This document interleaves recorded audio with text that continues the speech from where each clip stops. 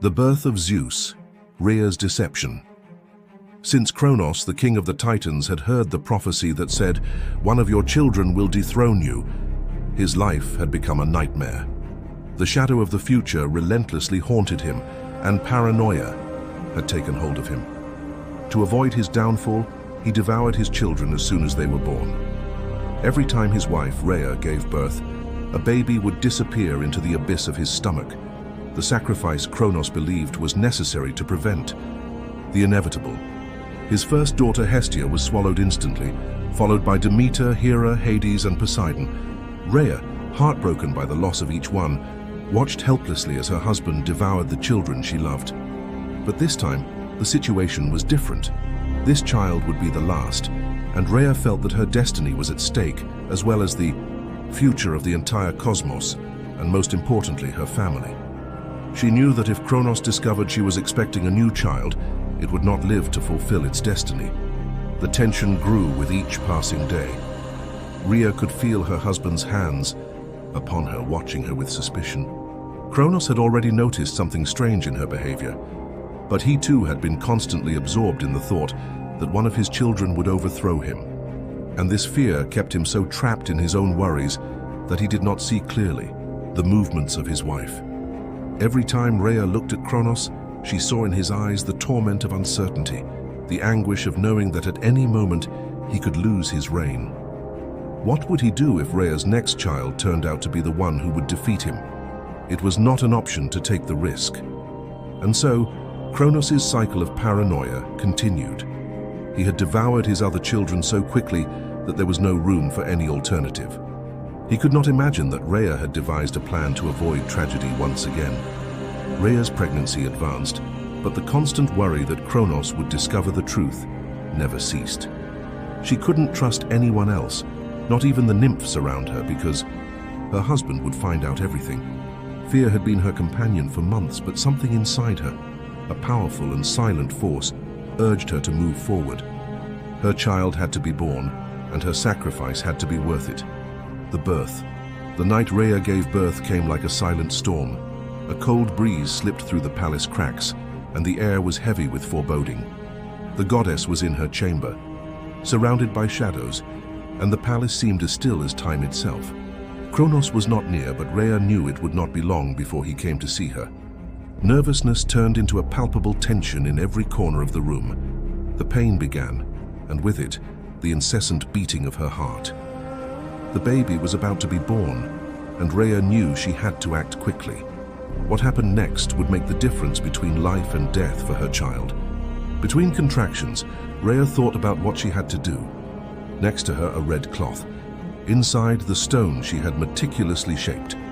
In the desperation of the situation, she knew that the only way to deceive Cronos was to replace the real child with something convincing enough, an illusion from which he could not escape. And then the moment came. Amid the pain, the baby's cry broke the silence, echoing through the palace walls. The sound was almost unbearable, but it was also a sign of hope. Instead of allowing Cronos to see her child, Rhea hurried, wrapping the real baby in cloth and placing the stone in its place, carefully hidden. At that moment, a mixture of fear and determination reflected in her face. She would give Cronos what he wanted, but not what he expected. The encounter with Cronos, who had been waiting outside, did not take long to arrive. His cold, distrustful gaze settled on Rhea. The weight of a tyrant's fury, one who had lost so many children, weighed heavily on him. The fear of the future had eaten away at him to the core, but he didn't know his fate was already sealed. "Rhea!" Cronos roared, his voice thundering through the walls. "It's time! Give me my son!" Rhea lifted the stone wrapped in cloth, carefully, disguised. Cronos' gaze shifted from anguish to greed. A titan, fearful of the future, is never so blind as to see what is in front of him. He took the bundle hastily without thinking. At that very moment, there was no turning back. With a swift gesture and cold malice, Cronos raised the stone and devoured it without hesitation. The crunch of the object as it fell into his stomach sounded like a distant echo of the destruction he was bringing upon himself. Rhea remained still, but her heart raced faster than ever. "You've done it," she thought, though she showed no emotion on the outside. Cronos had fallen into her trap. He had swallowed what he thought was his son, when in reality he was devouring the last breath of his own power. Rhea had deceived him, for she had taken the real Zeus to Mount Dicte where the nymphs would care for him. The child Cronos thought he had devoured was alive, hidden in the mountains of Crete. In a secluded cave, far from the eyes of the tyrant, Zeus began his life, a life that would eventually shape the very fabric of the cosmos. His existence, at first, was shrouded in secrecy, protected by the nymphs and the gods who had sworn to safeguard him. They raised him in a land where the sun's rays barely touched the earth, a place untouched by the reach of Cronos's cruel reign. But while his life was veiled in darkness, his destiny burned brightly, waiting to unfold. Zeus was not just another child. He was the answer to the prophecy that had haunted Cronos for so long, the very force that would topple the tyrant's rule. Even as a baby, there was something extraordinary about him, a spark of divinity that set him apart from the others. As the years passed, it became clearer to all who cared for him that this was no ordinary child, but the future king of the heavens. The mountains of Crete, where he grew, would come to symbolize the start of a new era, an era where the gods would rise and the Titans would fall. The war that was to come between the gods and the Titans would be fierce, shaking the foundations of the very world they all inhabited. In the hearts of the gods, there was a growing sense that change was on the horizon, and the battle for the throne of Olympus was inevitable. The tide of fate was turning, and it was Zeus who would lead the charge. What no one knew, not even Cronos himself, was that his own fear and his insatiable greed had sealed his doom. By devouring his children in a desperate attempt to avoid the prophecy, Cronos had unwittingly set the stage for his own downfall.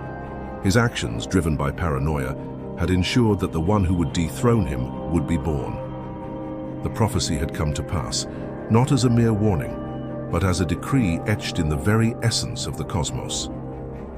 Zeus's destiny was already in motion, and there was no force, neither the Titans nor the gods themselves, that could prevent it. As he grew in strength, wisdom, and courage, so too did his power over the elements and the hearts of those around him. In time, he would rise to challenge his father, the cruel Cronos, and reclaim what was rightfully his, the throne of the heavens. But that moment, when Zeus would face his father and his legacy would be fully realized, was still far off, for he was not yet the mighty god that all would one day bow to. The seeds of a great war had been planted the moment Zeus was born in secret. With the gods behind him and the Titans crumbling, Zeus would stand at the center of an epic struggle, the weight of the future of all the realms resting upon his shoulders. Thus, hidden away from the eyes of the tyrant, Zeus's journey had already begun. The child Cronos thought he had devoured would rise to become the king of the gods, and with him a new age of gods and mortals would be born.